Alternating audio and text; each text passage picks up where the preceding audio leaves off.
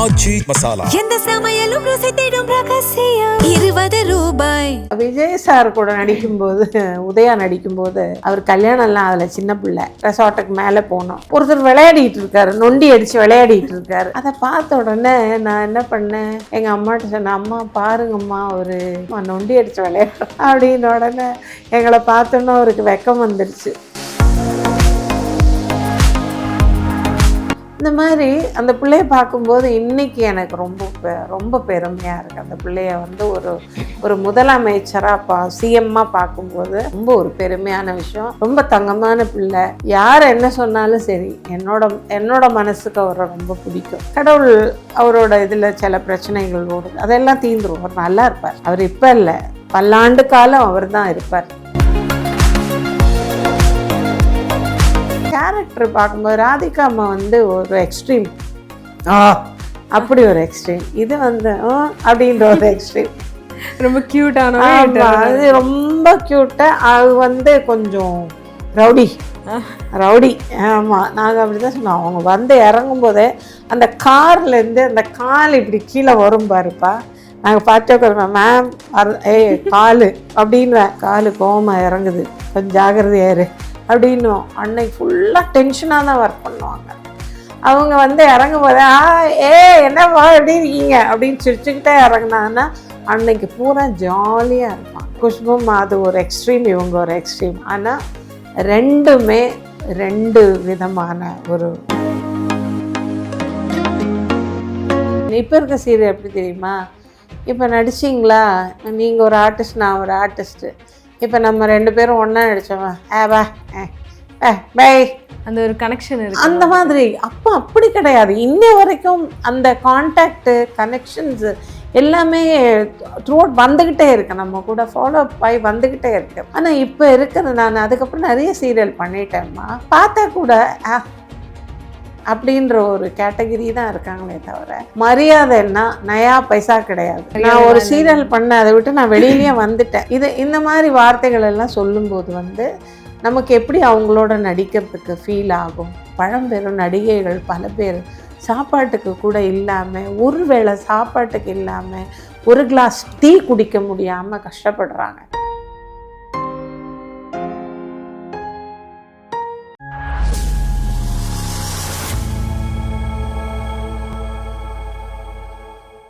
Channel 5 வியூவர்ஸ்க்கு ஒரு பெரிய hi, this is Vijay Sathya. இன்னைக்கு நம்ம கூட நேர்காணல ஆக்ட்ரஸ் சாந்தி வில்லியம்ஸ் மேம் வந்து இணைஞ்சிருக்காங்க.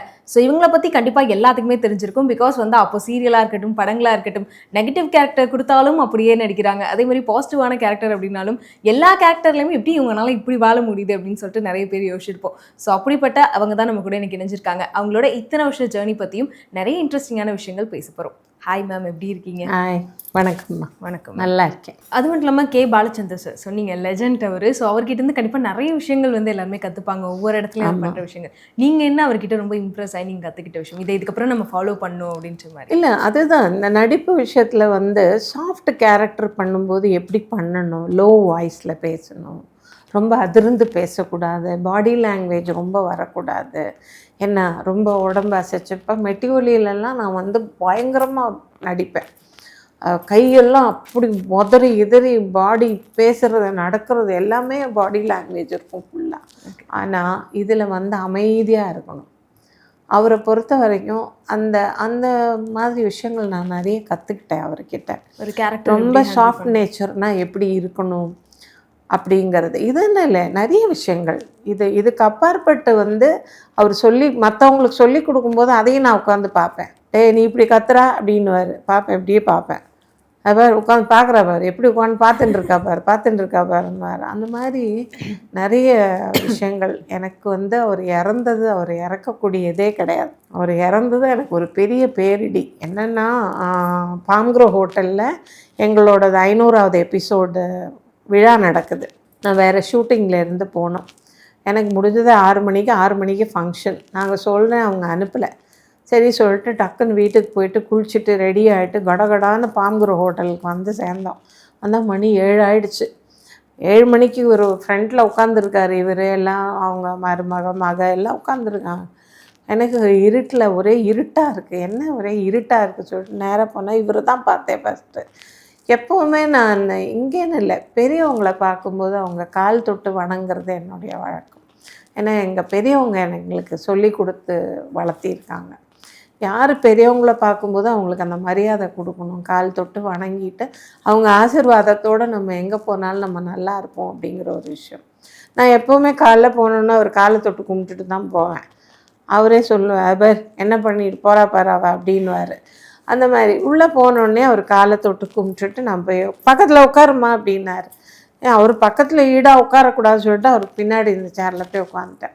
மேடையில் ஏறி பேசிகிட்டு இருந்தார். பேசும்போது சொல்கிறார், இன்றைக்கி இருக்க ஜென்ரேஷனுக்கு ஒரு விஷயம் நான் சொல்லிக்கிறேன். சாந்தி வில்லியம்ஸ்ன்னு ஒரு ஆர்டிஸ்ட்டு, அவள் காலையில் வந்த உடனே பெரியவங்கள காலை தொட்டு கும்பிடுறது, ஒரு டே ஃபுல்லாக அவளை நான் உட்கார வச்சேன். முன்னாடியே வரல அவள். எங்கே நான் பார்த்தா டென்ஷன் ஆகிடுவேனோ, எனக்கு ஷார்ட்டே எடுக்கலையே, அவங்களுக்கு நான் ஷார்ட்டே எடுக்கலையேன்னு நான் ஃபீல் பண்ணுவேணும்னு அந்த பொண்ணு ஒரு நாள் பூராவே முன்னாடி வரல. அப்புறம் நிறுத்தி வச்சு 7 மணிக்கு மேலே எனக்கு ஷார்ட் எடுத்தார். நான் சொன்னேன், அப்பா பரவாயில்லைங்கப்பா, இருக்கட்டும், ஒன்றும் பிரச்சனை இல்லைங்கப்பா அப்படின்னேன். ஏன்னா என்னால் ரூமில் உட்காந்துட்டே இருக்க முடியல, ரொம்ப பேக் பெயின் வந்தோன்னே எந்திரிச்சு கொஞ்சம் நடப்போமேன்னு சொல்லி அந்த கேரளா ஹவுஸ்க்கு வெளியில் வரலான்னு போனால் செவுத்த ஒட்டி பள்ளி மாதிரி ஒட்டிட்டு தான் போயிட்டுருக்கேன். அவர் பார்க்கக்கூடாதுன்னு. ஆனாலும் என்னை பார்த்துட்டார். பார்த்தோன்னே, சாந்தி காலையில் நீ 8 மணிக்கு வந்தே இல்லைம்மா, சாரிடா கொஞ்சம் இருடாம்மா எடுத்துறேன் அப்படின்னு சொல்லிட்டு டக்குன்னு ஷார்ட் எடுத்தாருமா. அதுதான் எனக்கு ரொம்ப எவ்வளோ பெரிய மனிதர் அவர், இப்படி நமக்காக அவர் வெயிட் பண்ணோமேன்னு அவர் ஷார்ட் எடுக்கிறாரு அப்படின்னு சொல்லிட்டு அந்த மாதிரி நிறைய விஷயங்கள் அவர் அதான் அந்த மேடையில் சொல்லும்போது நான் சொன்னேன், அப்பா இந்த நிமிஷம் இந்த பூமி இப்படியே ஓப்பன் ஆயிடுச்சுன்னா நான் சந்தோஷத்தோடு உள்ள போயிடுவேன்னு. ஏன்னா எனக்கு அந்த அளவுக்கு சந்தோஷம். அவர் வாயிலேருந்து ஷீ இஸ் அ ரோல் மாடல்னு ஒரு வேர்ட் சொன்னார். அது கேட்ட உடனே எனக்கு இந்த பூமியே எனக்கு என்னோ இதாகிடுச்சு. அந்த அளவுக்கு சந்தோஷம். அந்த மாதிரி நிறைய விஷயங்கள் அவர்கிட்ட இருந்தும் கற்றுக்கிட்டேன்ப்பா. ஸோ அன்னியன் ஃப்ரெண்ட்ஸ், பூவே உனக்காக அப்படின்னு சொல்லிட்டு நிறைய படங்கள் பண்ணியிருக்கீங்க. ஒரு சீனியர் ஆர்டிஸ்ட்டாக இந்த யங் ஜென்ரேஷன் அவங்க கூடலாம் அப்போ நடிக்கிறப்போ உங்களுக்கு எப்படி இருந்துச்சு? முக்கியமாக விஜய் சார் கூடயும் எனக்கு விஜய் சார் கூட நடிக்கும்போது, உதயா நடிக்கும்போது, அவர் கல்யாணம்லாம் அதில் சின்ன பிள்ளை. அப்போது தென்காசியில் தான் ஷூட்டிங் போயிட்டுருக்கு. சில நாளில் இருக்கும், சில நாளில் இருக்காது. எங்களுக்கு ரூமில் தான் இருப்போம். ஒரு நாள் சும்மா மேலே போயிட்டு அம்மா ஏதோ துணியெல்லாம் வாஷ் பண்ணாங்கன்னு காய போடுறதுக்கு அந்த இதுக்கு மேலே ரெசார்ட்டுக்கு மேலே போனோம். போனால் ஒருத்தர் விளையாடிட்டு இருக்காரு, நொண்டி அடித்து விளையாடிட்டு இருக்காரு. சின்ன சின்ன பிள்ளைங்க, ஒரு 5-6 பசங்க ஷூட்டிங் நடிக்க வந்த பிள்ளைங்க தான். எல்லாரையும் நொண்டி விளையாடிட்டு இருக்காரு பசங்களோட. அதை பார்த்த உடனே நான் என்ன பண்ணேன், எங்கள் அம்மாட்ட சொன்னேன், அம்மா பாருங்கம்மா அவர் என்னம்மா நொண்டி அடித்து விளையாடுற அப்படின்னு. உடனே எங்களை பார்த்தோன்னா அவருக்கு வெக்கம் வந்துடுச்சு. சரி, அப்புறம் வில்லியம்ஸுக்கு ஃபோன் பண்ணி சொன்னேன், இங்கே அந்த விஜய் இருக்கார் இல்லைங்க, அவர் நடிச்சிட்ருக்காருங்க, நொண்டி அடித்து விளையாடுறாரு, அம்மா உட்காந்து பார்த்துட்டு இருக்காங்க அவரை அப்படின்னு. அந்த மாதிரி அந்த பிள்ளைய நான் அந்த மாதிரி தான் பார்த்தேன் ஃபஸ்ட் டைம். அதுக்கப்புறம் திருமலை ஒர்க் பண்ணோம், தமிழன் ஒரு படம் ஒர்க் பண்ணேன். 3-4 படம் பண்ணிட்டேன் விஜய் சார் கூட. ரொம்ப அமைதியான ஒரு பிள்ளை. திருமலை பண்ணும்போது நான் கேரளாவில் ஷூட்டில் இருக்கேன், சீரியல் ஷூட்டில் இருக்கேன். அப்போ அப்பா கூப்பிட்டு என்னம்மா கொஞ்சம் வந்துட்டு போறியா அப்படின்னாரு. என்னங்கப்பான்னு. இல்லை திருமலையில் ஒரு சின்ன ரோல் தான், நீ பண்ணிட்டு போ, அந்த ரோல் நீ தான் பண்ணோன்னாரு. இல்லைப்பா நான் கேட்கணும்ப்பா, கேட்டு சொல்லட்டுங்களா அப்படின்னு சொல்லிட்டு அவங்க ப்ரொடியூசரை கேட்டேன். சரி பாலச்சந்திரப்பா கூப்பிடுறாருன்றீங்க, நீங்கள் போயிட்டு வாங்கன்னு சொல்லிவிட்டு அப்புறம் டிக்கெட்டை போட்டு விட்டாங்க. நான் சென்னை வந்துட்டேன். ஈவினிங் ஃப்ளைட்டில் சென்னை வந்தோடனே ஏர்போர்ட்லேருந்து என்னை கூப்பிட்டுட்டு அந்த ஒரு செட்டு போட்டிருந்தாங்க ஒரு பெரிய ஸ்டூடியோவில். எல்லாம் ரெடியாகி நான் போய் உட்காந்துட்டேன். உட்கார்ந்த உடனே அவர் அப்படியே வந்தார். நான் இப்படி உட்காந்துருக்கேன், அவருக்கு ஏத்தாப்பில் தான் ரூமு. ஏத்தாப்பில் 2-3 வாட்டி என்னை பார்த்துட்டு போனார். 3ஆவது வாட்டி போகும்போது அவர் காஸ்டியூமரை கூப்பிட்டு, அம்மா பாவம் கொசுக்கடியில் உட்காந்துருக்காங்க, அம்மாவை ரூமில் போய் உட்கார சொல்லுப்பா, ஏன் கொசுக்கடியில் உட்காந்துருக்காங்க பாவம் அப்படின்னு சொன்னோன்னா அவர் என்கிட்ட சொன்னார், அம்மா நீங்கள் கொசுக்கடியில் உட்காந்துருக்கீங்களாம்மா, நான் சார் பார்த்துட்டு சொன்னார். இல்லை பரவாயில்லப்பா இருக்கட்டும். அப்போ அங்கே ரூம் எல்லாம் எதுவும் கிடையாது, அது ஒரு மார்க்கெட் செட்டப்பு. இவருக்கு மட்டும்தான் ஒரு ரூம் இது பண்ணியிருக்கான், அதில் ஏசி போட்டிருக்காங்க. அப்போ திரும்ப நைட்டு வந்தார் போல். சாப்பிட்றதுக்கு வந்தவர் என்னை பார்த்துட்டு, நான் அந்த பெஞ்சில் வந்து ஓரமாக அப்படி உட்கார்ந்தேன். அசிஸ்டண்ட் நின்றுட்டு இருந்தாங்க. என் அசிஸ்டண்ட்டை கூப்பிட்டார். அம்மாவை உள்ளே போய் படுத்து தூங்க சொல்லுப்பா, 3 மணிக்கு தான் ஷார்ட் வரும், வெடி கிளம்புறேன், இப்போ வராது. நானும் இப்போ போயிட்டேன்னா நான் 3 மணி 4 மணிக்கு ஷார்ட் முடிச்சு தான் வருவேன் ரூமுக்கு. அம்மாவை உள்ளே போய் படுத்துக்க சொல்லுங்க அப்படின்ட்டார். நான் போகல, கடைசி வரைக்கும் நான் அந்த ரூம்குள்ளேயே போகல. என்ன இருந்தாலும் அவர் பெரிய ஒரு ஹீரோ, அவர் ரூமில் போய் நம்ம எப்படி உட்காருது அப்படின்னு சொல்லிட்டு நான் அங்கேயே ஒரு ஓரமாகவே இருந்துட்டேன். ஆனால் இவர் கண்ணுக்கு தெரியாமல் நான் ஒரு பக்கம் போய் உட்காந்துட்டேன். அப்புறம் 3 மணிக்கு போனப்போ என்னை கேட்டார், ஏம்மா நான் தான் சொன்னேன் இல்லைம்மா, நீங்கள் ரூமில் போய் படுக்க வேண்டியது தானே, ஏன்னா இங்கே எல்லாம் ஃப்ரெண்ட்ஸ் எல்லாம் இருக்கான், அவங்களோட பேசிட்டேன், நான் இங்கே இருந்துட்டேம்மா, நீங்கள் தூங்க வேண்டியது தானேம்மா, ஏம்மா அப்படி பண்ணிட்டீங்க அப்படின்னாரு. ஒன்றும் இல்லை தம்பி, ஒன்றும் இல்லை சொல்லிட்டு அந்த சீனை வந்து நடித்து முடிச்சுட்டு காலையில் எல்லோரும் கிளம்புனோம்.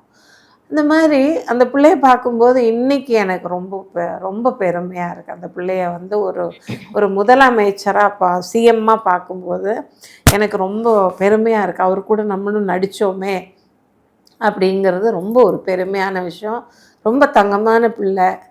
யார் என்ன சொன்னாலும் சரி, என்னோட மனசுக்கு அவரை ரொம்ப பிடிக்கும்.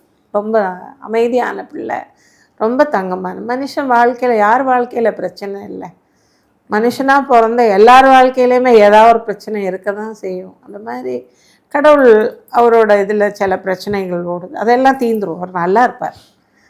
அவர் இப்போ இல்லை, பல்லாண்டு காலம் அவர் தான் இருப்பார். ஏன்னா அவர் சிஎம் ஆகும்போது இப்போ எல்லாத்துக்குமே வந்து ஒரு மாதிரி ப்ரௌட் மூமெண்ட் ஆச்சு. சினிமாலேருந்து ஒருத்தர் அரசியல் போயிருக்காரு, சிஎம் ஆயிருக்காரு அப்படின்னு சொல்லிட்டு.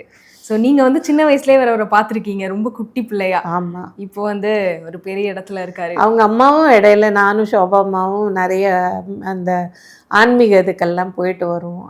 கூடுவாங்க, ஃபோன் பண்ணி கூப்பிடுவாங்க, போயிட்டு வரலாம் அப்படின்வாங்க. சரி போயிட்டு வரும். அந்த மாதிரி குடும்பத்தோடையும் கொஞ்சம் டச் இருந்தது அந்த டைமில். என்னம்மா. ஓகே. இப்போ அது மட்டும் இல்லாமல் ஒரு சினிமாலேருந்து போனாலே வந்து இப்போ நிறைய பேர்னா தமிழ் சினிமாவில் நிறைய விஷயங்கள் மாற்றணும் அப்படின்னு சொல்லி பல கோரிக்கைகள்லாம் வந்து விஜய் சார்ட்ட வச்சுட்ருக்காங்க. ஸோ உங்கள் சைடு அப்படி ஏதாச்சும் ஒரு விஷயம் மாற்றணும் அப்படின்னா என்ன சொல்லுங்கள்? சினிமாவில் மாற்றுறதுக்கு பெருசாக எதுவுமே ஒன்றுமே இல்லையம்மா. ஏன்னா இன்றைக்கி இருக்க சினிமா இண்டஸ்ட்ரியில் வந்து எல்லாமே, இப்போ நான் 2 படம் பண்ணியிருக்கேன், 2 இல்லை 3 படம் பண்ணியிருக்கேன். 2 படம் முடிஞ்சிருச்சு என்னோடய ஒர்க்கு. இன்னொரு படம் இதில் ஸ்டேஜில் இருக்கேன். இப்போது என்னன்னா, அன்னைக்கு எப்படி இருந்ததை விட இன்றைக்கி வந்து மோர் டெவலப்மெண்ட். அன்னைக்கு வந்து எல்லாரும் அவங்கவுங்களோட என்ன சொல்கிறது, பெருசாக இது கிடையாது. அன்றைக்கி ஒரு பந்தா இருந்தது. அவங்கவுங்களுக்கு ஒரு சேர் இருக்கும், அதில் பேர் இருக்கும். இன்ஃபேக்ட் எனக்கும் இருந்தது, ஒரு சேர் இருக்கும், அதில் வந்து பேர் போட்டிருக்கோம், சாந்தின்னு பேர் போட்டிருக்கோம். அந்த மாதிரியெல்லாம் வாழ்ந்த காலங்கள் இருக்குது. இப்போ அப்படி கிடையாது. இப்போ வந்து அந்த மாதிரி அளவுக்கெல்லாம் இல்லை. இருந்தாலும் இன்றைக்கு உள்ள இதுபடி அவங்க எப்படியோ இருக்காங்க, அவ்வளோதான்.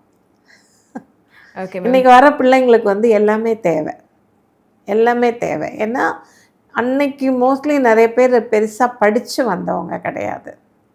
எம்ஜிஆர் அண்ணாவும் சரி, எல்லாருமே சரி. ஆனால் இப்போ இருக்க காலகட்டத்துக்கு அது கொஞ்சம் எல்லாருமே நல்ல வெல் எஜுகேட்டடாக தான் வராங்க. எல்லாருமே அப்படி தான் இருக்காங்க. ஆனால் அவங்க வராங்க, அவங்க வேலை உண்டு, அவங்க உண்டுன்னு இருக்காங்க. அதிகமாக யாருக்கிட்டையும் பேசுகிறதோ, அப்போல்லாம் எல்லாம் ஒன்றா கேதரிங்காக இருப்போம். இப்போ அது கிடையாது. ஸோ இப்போ வந்து நீங்கள் படத்துலேருந்து சீரியல் வந்திருக்கீங்களா மேம்? உங்களுக்கு என்ன விஷயம் ரொம்ப கஷ்டமாக இருந்துச்சு படத்துலேருந்து சீரியல் வரும்போது? ஏன்னா நீங்கள் அதுக்கப்புறம் சீரியல்லே நிறைய ட்ராவல் பண்ண ஆரம்பிச்சிட்டிங்க, அம்பீஸை தாண்டி. படத்தை விட சீரியல் கொஞ்சம் கஷ்டம்தான். ஏன்னா முன்ன கஷ்டம் இல்லை. நாங்கள் ஸ்டார்டிங்கில் இப்போ சித்தியோ இல்லை மெட்டியோலியோ தென்றலோ இல்லை வாணிராணியோ இதெல்லாம் பண்ணும்போது எனக்கு பெருசாக கஷ்டம் தெரிஞ்சதில்லை. ரொம்ப கூலாக தான் ஒர்க் போச்சு. ஆனால் இப்போ இருக்க ஒர்க் வந்து ரொம்ப ஹார்ட் ஒர்க். ஓகே. ரொம்ப ஹார்ட் ஒர்க்கு, டென்ஷன் ஒர்க்கு, டிப்ரெஷனுக்கு போயிடுவோம் நம்ம அந்த அளவுக்கு. ஏன்னா ஆமாம், சீரியல் அப்போ வந்து மினிமம் 5 சீன் எடுத்தால் போகிறோம் பிகினிங்கில். ஆனால் இப்போ அப்படி இல்லை. இப்போ வந்து மேக்ஸிமம் வந்து ஒரு நாளைக்கு 15 சீன் 18 சீன் எடுக்கிறாங்க. மேக்ஸிமம் 12 சீனாவது எடுத்துடுறாங்க. எப்படியோ உருட்டி புருட்டி ஏதோ எடுத்துடுறாங்க. ஆர்டிஸ்ட்டும் காலையில் போனோன்னா ராத்திரி 10 மணி 10:30 மணி வரைக்கும், 11 மணி 12 1 2 3 சிலப்போ காலையில் ஆரம்பிச்சு மறுநாள் காலையில் 6 மணிக்கு வரைக்கும் ஒர்க் பண்ணுற ஆர்டிஸ்ட் கூட இருக்காங்க. அது தவறுன்னு என்னோட மனசில் படுது. ஏன்னா இப்போ ஒருத்தர் அதுக்கான ஊதியம் கொடுத்தா கூட பரவாயில்ல, அது கொடுக்கறது கிடையாது. அப்படியே இல்லைங்க இன்னும் ஒரு 1/2 hour இன்னும் ஒரு 1 hour அப்படின்னு சொல்லி எக்ஸ்டெண்ட் பண்ணிட்டு போகிறான். அதனால் நமக்கு அதில் ஒரு சர்டன் ஏஜ் உள்ள பீப்புள் வந்து நம்மளால் பண்ண முடியாது. இப்போ நான் காலையில் 8:30க்கு மேக்கப் போட்டு ஹேர் ட்ரெஸ் பண்ணி காஸ்ட்யூம் கேட்டு போட்டு எல்லாம் போட்டு 8:30க்கு நம்ம ஸ்பாட்டுக்குள்ளே போயிடுறோம். போனோன்னா கேமரா ரெடியாக இருக்கா, அப்படியே நம்ம ஸ்பாட்டில் போய் நடிக்க ஆரம்பிச்சிடும். அதுக்கப்புறம் தான் நம்ம பிரேக்குக்கே போவோம். ஆனால் சிலவங்க என்ன பண்ணுறாங்க, இப்போ இந்த மொபைல் வந்த காலத்தில், இப்போ இன்ஃபேக்ட் நான் சொல்லுவேன், இப்போ நம்ம ஒரு எமர்ஜென்சி அப்போல்லாம் வந்து லேண்ட்லைனில் தான் கால் வரும். இப்போ அப்படி கிடையாது, இன்னும் ஃபோனில் வந்துடுது, மொபைலில் வந்துடுது. மொபைலில் எடுக்கிறோம், காலைங்க சரி என்னப்பா, சரி சார் ஒரு நிமிஷம் சார், சார் வந்துட்டேன் சார், ஏதோ முக்கியமான விஷயம் பேசணும். இந்த ஸ்பாட்டில் இருந்து பேசிட்டு என்ன பண்ணுவாங்க, டக்குன்னு ஷார்ட் முடிஞ்சோன்னு ஆளை காண மாட்டாங்க. இந்த மாதிரி நிறைய பிரச்சனைகள் இதில் போயிட்டுருக்கு. அதனால் டைரக்டர்ஸ்க்கு வந்து பாருங்கள், நாங்கள் சொல்கிறோம் ஷார்ட்டை முடிக்கணும் போயிட்டாங்களே அப்படிங்கிற அதனால் நான் மோஸ்ட்லி ஃபோனே யூஸ் பண்ண மாட்டேன். என் ஃபோனை என் அசிஸ்டண்ட்டுக்கிட்ட தான் இருக்கும். ஏன்னா 2-3 இன்சிடென்ட் பார்த்தேன். குஷ்புமாவோட நடிக்கும்போது குஷ்புமா 500 ரூபா ஃபைன் போடுவாங்க. ஸ்பாட்டில் யாராவது ஃபோன் அடிச்சதுன்னா, ஏய் நான் அம்மா ஃபோன் அடிச்சிச்சு 500 ரூபா கலெக்ட் பண்ண, உடனே வந்து நிற்பாங்க, 500 ரூபா வாங்கிடுவாங்க. ஃபோன் அட்டன் பண்ணி பேசினா யாராக இருந்தாலும் சரி, லைட்மேன் அண்ணாவாக இருந்தாலும் சரி, கேமரா அசிஸ்டண்ட் யாராக இருந்தாலும் சரி, 500 ரூபா கொடு. அந்த 500 ரூபா என்ன பண்ணுவாங்க, ஒரு 3000 ரூபா 4000 சேரும்போது எங்களுக்கு எல்லாருக்கும் ஃபுட்டு வாங்கி கொடுத்துருவாங்க மேம். ஓகே, எல்லாருக்கும் ஃபுட்டு வாங்கி கொடுத்துருவாங்க. அந்த மாதிரி அது ஒரு நல்ல விஷயமா. எனக்கு குஷ்புமா கூட ஒர்க் பண்ணது கூட ரொம்ப ஒரு ஹாப்பியஸ்ட் மூமெண்ட். எனக்கு மீரான்னு ஒரு சீரியல் பண்ண என்னை தேடி பிடிச்சி கூப்பிட்டு நடிக்க வச்சாங்க அவங்க அம்மாவை. அந்த மாதிரி அவங்களோட கேரக்டர் பார்க்கும்போது ராதிகா அம்மா வந்து ஒரு எக்ஸ்ட்ரீம், அப்படி ஒரு எக்ஸ்ட்ரீம், இது வந்து அப்படின்ற ஒரு எக்ஸ்ட்ரீம். ரொம்ப க்யூட்டான, அது ரொம்ப க்யூட்டாக. அது வந்து கொஞ்சம் ரவுடி. ஆமாம், நாங்கள் அப்படி தான் சொன்னோம். அவங்க வந்து இறங்கும்போதே அந்த கார்லேருந்து அந்த கால் இப்படி கீழே வரும் பாருப்பா, நாங்கள் பார்த்து மேம் கால் அப்படின்வேன். உடனே இவர் சொல்லுவார், மனோன்னு ஒரு ஆர்டிஸ்ட், சிவாஜி அண்ணனுடைய அண்ணன் பையன், அப்போ பாரு காலு கோவமாக இறங்குது, கொஞ்சம் ஜாகிரதையாரு அப்படின்னுவோம். அன்னைக்கு ஃபுல்லாக டென்ஷனாக தான் ஒர்க் பண்ணுவாங்க. அவங்க வந்து இறங்கும் போதே என்னவா எப்படி இருக்கீங்க அப்படின்னு சிரிச்சுக்கிட்டே இறங்கினாங்கன்னா அன்னைக்கு பூரா ஜாலியாக இருப்பாங்க. இது ஆல் த டைம் ஜாலி தான். மிரட்டிக்கிட்டு கலாட்டா பண்ணிக்கிட்டு எல்லாமே. குஷ்பும் அது ஒரு எக்ஸ்ட்ரீம், இவங்க ஒரு எக்ஸ்ட்ரீம். ஆனால் ரெண்டுமே 2 விதமான ஒரு இது சொல்லுவாங்களே அந்த மாதிரி ஹை லெவல் பீப்புள்ஸ். அது எனக்கு 2 பேருமே ரொம்ப பிடிக்கும். ஸோ உங்களோட எக்ஸ்பீரியன்ஸில் உங்களால் மறக்க முடியாத ஏதாச்சும் ஒரு மொமெண்ட் இருக்கா மேம்? கண்டிப்பாக நிறைய விஷயங்கள் இருக்கும். இப்போ வரைக்கும் யோசிக்கிறப்போ வந்து பேக் டு அந்த மொமெண்ட் சூப்பராக இருந்துச்சு, திரும்பி அங்கே போகலாம் அப்படின்ற மாதிரி. எனக்கு மெட்டி ஒலி திரும்ப வந்தாக்கா திரும்ப எனக்கு அங்கே போயிடணும்னு பெரிய ஒரு ஆசை. திரும்பி அதே சீரியல், ஆமாம், திரும்ப அதே சீரியலில் போகணும், அதே அளவுக்கு அதை விட நிறைய பேர் எடுக்கணும், நல்ல ஒரு இது வரணும் அப்படிங்கிற ஒரு இது இருக்குது. ஆனால் அது வந்து வரும், அதுக்கான நேரம் வரும்போது அது வரும். ஏன்னா நம்ம எதிர்பார்க்கும்போது எதுவுமே நமக்கு கிடைக்காது. நம்ம எதிர்பார்க்காத நேரத்தில் நமக்கு அது கிடைக்கும் அப்படிங்கிற ஒரு விஷயம் இருக்குது இல்லையா. மேபி ஸ்ட்ரக்குக்கு அப்புறம் அது வெளியே வர்றதுக்கு வாய்ப்பு இருக்குது. அது வந்துருச்சுன்னா நாங்கள் எல்லாருமே எங்கள் எல்லாருக்குமே ரொம்ப ஒரு சந்தோஷமான ஒரு மொமெண்ட்டாக இருக்கும். அது ஒன்று தான் எனக்கு. ஏன்னா அதுக்குள்ளே போகணும், திரும்பி அந்த இடத்துக்கு போகணும். ஆமாம், அந்த இடத்துக்கு போகணும், அதுதான் என்னோட பெரிய ஆசை. எனக்கு அதுலேருந்து வெளியே வரும்போது நாங்கள் ரொம்ப எமோஷ்னலாக ரொம்ப இதானோம், சிக்கே ஆகிட்டோம் எல்லாருமே அந்த மாதிரி. ஏன்னா திருமுருகன் சார் போயிட்டார், எங்கேயோ போயிட்டார். ஏன்னா அவரால் எங்களை ஃபேஸ் பண்ண முடியல. எல்லாருமே அழுகுறோம். லாஸ்ட் டே அன்னைக்கு எல்லாருமே அழுகுறோம். இன்றைக்கி நம்ம எல்லாம் பிரிகிறோம். ப்ரொடியூசர் சித்திக் சார் ஒரு பக்கம் உட்காந்து ஒவ்வொருத்தரையாக காம்ப்ரமைஸ் பண்ணிக்கிட்டு இருக்காரு. இந்த மாதிரி ஒரு யூஸ்வலாக சீரியல் எப்படின்னு, இப்போ இருக்க சீரியல் எப்படி தெரியுமா, இப்போ நடிச்சிங்களா, நீங்கள் ஒரு ஆர்டிஸ்ட், நான் ஒரு ஆர்டிஸ்ட்டு, இப்போ நம்ம 2 பேரும் ஒன்றா நடித்தோமா, பை, அந்த ஒரு கனெக்ஷன் இருக்குது அந்த மாதிரி. அப்போ அப்படி கிடையாது. இன்னை வரைக்கும் அந்த கான்டாக்டு கனெக்ஷன்ஸு எல்லாமே த்ரூ அவுட் வந்துக்கிட்டே இருக்குது, நம்ம கூட ஃபாலோ அப் ஆகி வந்துக்கிட்டே இருக்குது. ஆனால் இப்போ இருக்கிற நான் அதுக்கப்புறம் நிறைய சீரியல் பண்ணிட்டேம்மா. அதாவது நிறைய சீரியல் பண்ணும்போது அதில் நடித்த நடிகர்களை வந்து பார்த்தா கூட அப்படின்ற ஒரு கேட்டகிரி தான் இருக்காங்களே தவிர அவங்களுக்கு தெரியல. அப்புறம் நிறைய பேர் இப்போ புதுசாக வந்திருக்காங்க. மரியாதைன்னா நயா பைசா கிடையாது. இப்போ மேக்ஸிமம் அந்த ஜென்ரேஷன்ல இருந்த மாதிரி நான் ஒரு சீரியல் பண்ணேன், அதை விட்டு நான் வெளியிலேயே வந்துட்டேன். அண்ணா அவங்க சொல்கிற வார்த்தைகள் எல்லாம் கேட்டால் பட் பார்க்குறதுக்கு ஹைஃபை, பட் டோட்டலாக லோக்கல். என்ன யாரை எப்படி பேசணும், இவங்க சீனியர் மோஸ்ட் ஆர்டிஸ்ட் ஆச்சு, இல்லை ஒரு கேமராமேன், ஒரு டைரக்டர் அப்படிங்கிற ஒரு ரெஸ்பெக்டே இல்லாமல் எல்லாரையும் த்ரோ பண்ணி பேசுகிறது, அக்லி வேர்ட்ஸ் யூஸ் பண்ணுறது, என்ன இந்த மாதிரி வார்த்தைகள் எல்லாம் சொல்லும்போது வந்து நமக்கு எப்படி அவங்களோட நடிக்கிறதுக்கு ஃபீல் ஆகும்? அது நம்ம யார்கிட்டையும் சொல்ல முடியல. ஏன்னா பெரிய ஒரு லெவலில் அவங்க இருக்காங்கன்றதுக்கு நமக்கு வந்து நம்மளை வந்து லோ லெவலில் ஆக்குவாங்க. அதனால வேண்டாம், எதுக்கு? மதியாதார் வாசலை மிதியாதேன்னு ஒரு பழமொழியே இருக்குது. அது மாதிரி தேவையில்லை. நான் மாதிரி நிறைய இடத்துலேருந்து வெளியே வந்திருக்கேன்ப்பா, நிறைய இடத்துலேருந்து வெளியில் வந்திருக்கேன். எப்போவுமே நமக்கு தேவை மரியாதை. அந்த மரியாதை இல்லாத இடத்துல நம்ம இருக்கிறத விட நம்ம வெளியே வந்துட்டு அவங்களோட இது அவங்க ஃப்ரீடமாக இருக்கட்டுமே. அதுக்காக ஒரு பழி வாங்கிறதும் அந்த எண்ணங்கள் எல்லாம் கிடையாது. நம்ம தவிர்த்துட்டோன்னா அவங்க நிம்மதியாக இருப்பாங்கல்லன்ற ஒரு ஃபீல் தான் எனக்கு, வேறு ஒன்றுமே இல்லை. இப்போ இருக்காது, அப்படி தான் இருக்காங்க, நிறைய பேர் அப்படி தான் இருக்காங்க. கண்டிப்பாக மதிக்க தெரியாதவங்களா இருக்காங்க. ஸோ அது மட்டும் இல்லாமல் இப்போ மேக்ஸிமம் அதுக்கான ரீசன் சொல்லிட்டு இருந்தாங்களே, ஏன்னா இப்போது சீனியர் ஆர்டிஸ்ட் நிறைய பேர் இப்போ வரைக்கும் இருக்காங்க. ரீசெண்டாக நம்ம வடிவுக்கரசி மேமா இருக்கட்டும், அவங்க வந்து வேலை வேணும், எனக்கு வேலை யாராவது வாங்கி கொடுங்க அப்படின்னு சொல்லி. இல்லை, அது உண்மைதானே, அதில் தவறு எதுவும் இருக்கிறதா எனக்கு தோணலை. ஏன்னா அம்மாவுக்கு முன்னாடியே நான் நடிக்க வந்துட்டேன். 72லேயே நான் நடிக்க வந்துட்டேன். அம்மா வந்தது அதுக்கப்புறம்தான். ஆனால் நான் குழந்தைய வந்தேன். அம்மா வந்து ஒரு படித்து ஒரு இடத்துல அவங்க வேலையில் இருக்கும்போது அவங்க நடிக்க வந்தாங்க. ஃபஸ்ட்டு படமே சூப்பர் டூப்பர் ஹிட்டு. அம்மா வந்து நல்ல ஒரு இதில் வந்தவங்க. இன்றைக்கி வந்து யாருமே கூப்பிட மாட்டாங்கன்னா என்ன அர்த்தம்? என்னை கூப்பிடலைன்னா பரவாயில்ல. நான் வந்து அம்மா பேசும்போது எனக்கு ரொம்ப வருத்தம் ஆயிடுச்சு அந்த விஷயத்தை கேட்கும்போது. என்னென்னா வடிவுக்கரசி அம்மாங்கிறது வந்து ஷீஸ் அ லெஜெண்ட்ரி ஆர்டிஸ்ட். அவங்க கேட்குறது ரொம்ப லெஜெண்ட்ரி ஆர்டிஸ்ட். இன்னும் நான் அந்த லெவலுக்கு கூட வரல அப்படின்னு தான் நான் யோசிப்பேன். நான்லாம் ஒன்றுமே கிடையாது அம்மா முன்னாடி. என்ன அப்படி இருக்கும்போது அம்மா வந்து அவங்களே வாயை திறந்து கேட்கக்கூடிய அளவுக்கு நம்ம இண்டஸ்ட்ரி அவங்கள வச்சுருக்காங்க. அது தப்பு அப்படிங்கிறேன். உங்கள் கூட இப்போ ஒரு படம் பண்ணியிருக்காங்க. என்ன நல்லா எவ்வளோ சூப்பராக, ஆமாம், எவ்வளோ சூப்பராக அவங்க நடிச்சிருக்காங்க. இப்படிப்பட்ட ஆர்டிஸ்ட் எல்லாம் ஏன் இண்டஸ்ட்ரி மறக்குது அப்படிங்கிறது தான் எனக்கு புரியாத ஒரு விஷயமா இருக்குது. இப்போ நான் ரொம்ப வருஷத்துக்கு அப்புறம் தான் இப்போ சுந்தர் சி சார் படம் பண்ணேன்.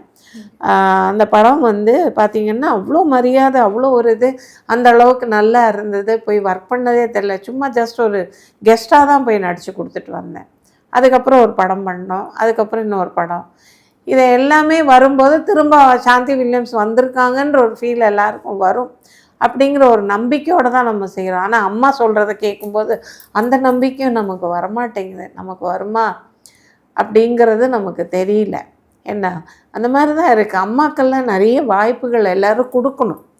வடிவம்மாவுக்கு வந்து நிறைய வாய்ப்புகள் எல்லாரும் கொடுக்கணும். ஏன்னா எப்போவுமே சிவாஜி அண்ணன் இறக்குற நேரத்தில் கூட என்ன கேட்டாராம், என்னை யாராவது இருந்தால் கூட்டிகிட்டு வாங்களேன் என்கிட்ட, அவங்க நான் இண்டஸ்ட்ரி பற்றி பேசணும்னு வரான், சினிமா பற்றி எனக்கு தெரிஞ்சுக்கணும் அப்படின்னு வரான். நடிச்சுக்கிட்டே இருக்கிறவங்களுக்கு அந்த ரத்தத்தில் அது ஊறி போகுதுமா. அப்படி இருக்கும்போது வந்து ஒருத்தரை பிடிச்சிட்டு போய் நீங்கள் உள்ளே கொண்டு போய் லாக் பண்ணி வச்சா எப்படி அந்த ஆத்மாவுக்கு என்ன கிடைக்கும் சொல்லுங்கள்? அந்த அம்மா நடிச்சுக்கிட்டே ஓடிக்கிட்டே இருந்தவங்க இன்றைக்கி ஒரு இடத்துல அம்மா ஸ்ட்ரக் ஆகுறாங்கன்னும் போது அம்மா பேசுகிற விஷயம் உண்மைதான். ஆனால் இதில் நிறைய காம்படிஷன்ஸ் இருக்குது, நிறைய பொசசிவ்னஸ் இருக்குது. இல்லாமல் வந்து இது இல்லாமல் பொறாமை. அவங்க இத்தனை நடிக்கிறாங்களே, நமக்கு வரலையே, நம்ம நடிச்சிட்ருப்போம். ஆனால் அவங்கள பார்த்து நம்ம பொறாமைப்பட வேண்டிய அவசியமே இல்லை. இப்போ நான்லாம் நினைப்பேன், வடிவமா ஒரு கேரக்டர் பண்ணுறாங்கன்னா அவங்களுக்கு அது தகுந்த கேரக்டர் அம்மா பண்ணுறாங்கன்னு நம்ம சந்தோஷம்தான் பண்ணமே தவிர அவங்கள பார்த்து நம்ம பொறாமைப்படக்கூடாது. பொறாமைப்பட்ட என்ன கிடைக்க போகுது? இந்த வாழ்க்கை வாழ்கிறதே கொஞ்ச நாள் தான். எந்த பூமியில் மண்ணில் வந்து விழுகிறோமோ அதே மண்ணுக்குள்ளே தான் நம்ம புதஞ்சு போகிறோம். இதில் நம்ம சம்பாதிக்கிறது எதுவுமே நம்ம கொண்டு போகிறது கிடையாது. கூட பிறந்தவங்க வராங்களா, நம்ம பெத்த பிள்ளைங்க வராங்களா, யாருமே வரப்போதில்ல. தனியாக வந்து புழுவாக விழுந்தால் புழுவாக தான் திரும்ப போகணும். அதுதான் வாழ்க்கையில் கடவுள் கொடுத்த ஒரு இது, அது ஒன்று தான். இதில் இருக்கிற வரைக்கும் சந்தோஷமாக எல்லாரோடையும் நிம்மதியாக இருந்துட்டு போயிடுவோமே. எதுக்கு இந்த பொறாமைப்பட்டு அடுத்தவங்களுக்கு பற்றி பேசி, அதெல்லாம் தேவையில்லை. இது நிறைய வந்துருச்சு இப்போ இண்டஸ்ட்ரிக்குள்ளே. அதனால தான் வந்து எதுவுமே சரியில்லாமல் இருக்குது. இன்னும் ஒரு சேனல் அவங்க வந்து வெளியிலேருந்து எல்லாரையும் கொண்டு வராங்க.